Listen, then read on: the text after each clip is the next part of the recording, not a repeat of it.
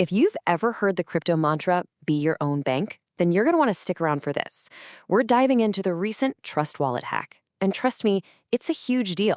Why? Because it strikes at the very heart of what it means to actually control your own digital assets. And we're not talking about small potatoes here. That's $7 million. Just gone, drained right out of user wallets. This was a major event, and it has massive implications for security and trust in the crypto space. So how in the world did it happen, and what does it mean for you? Well, let's get into it.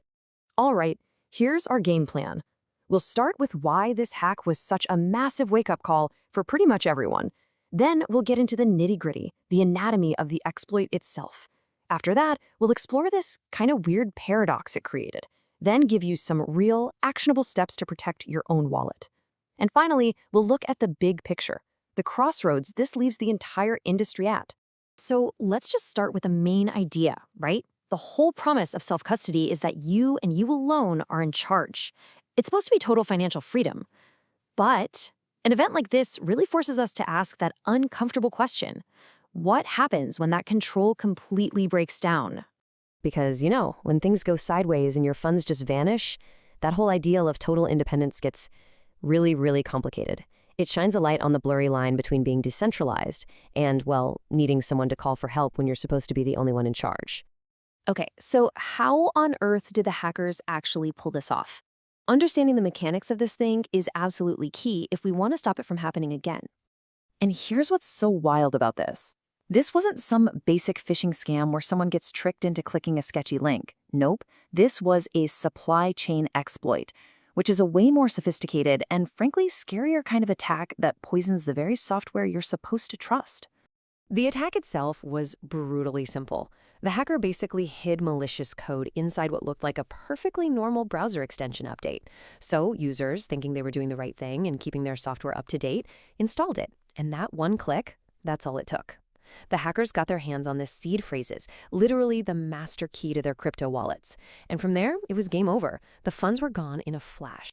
And that technical breakdown leads us straight into a really fascinating, almost philosophical paradox for the entire crypto world.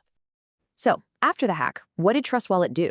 Well, they did something you'd probably expect from a traditional bank. They stepped in. They announced they were going to reimburse the victims for what they lost. Which, hey, that's amazing for the people who lost their money. But it also raises a much deeper question. See, on one side, you have the promise of self-custody. Be your own bank, full control, no middlemen.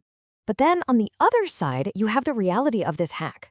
Users were asking for reimbursement and had to completely rely on a central entity, the project's team, to make things right. And this quote from the source material just nails it perfectly. We champion this idea of decentralization, but the second a crisis hits, our gut instinct is to look for a central authority to fix it. It's a fundamental conflict right at the core of the crypto ethos. So we've covered the problem, we've covered the paradox. Now for the most important part, what can you actually do to keep your assets safe? This is the big question, isn't it? I mean, it's really easy to feel a bit powerless after hearing about a hack like this, but there are absolutely concrete, practical steps you can take to seriously lower your risk. Look, the most important thing here is being proactive. First, always double-check that software updates are coming from official sources. Second, if you have a significant amount of crypto, a hardware wallet is a no-brainer. It keeps your keys completely offline. Third, don't keep all your eggs in one basket. Spread your funds across different wallets or addresses. 4, treat your seed phrase like it's a block of solid gold. Keep it offline, never on a device connected to the internet. And finally, number 5, stay plugged in. If you hear whispers of a hack in community channels, don't wait, act fast and move your funds. All right, let's zoom out a bit, because this one hack has much bigger implications for the entire crypto industry. And honestly, it feels like we're at a real crossroads here. After a breach like this, wallet providers have a choice to make. They can't just quietly fix the bug and pretend nothing happened. To keep our trust, they have to be radically transparent. We're talking public, detailed investigations explaining exactly what went wrong. The days of the silent patch are over.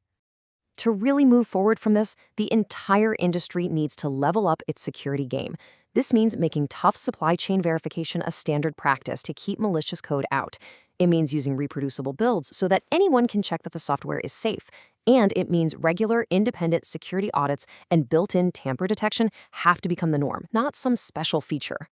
Let's just take a step back and remember the principle that started this whole movement. Crypto was built on the foundation of individual sovereignty, the idea that you can control your own wealth and your own destiny without having to ask anyone for permission. And that brings us right to the final critical question. That ideal of sovereignty is incredibly powerful, but it's only as strong as the software that holds it all up. This hack is a really harsh reminder that for crypto to ever reach its full potential, the tools we use have to be just as tough as the principles we believe in. So the question we're all left with is, are they?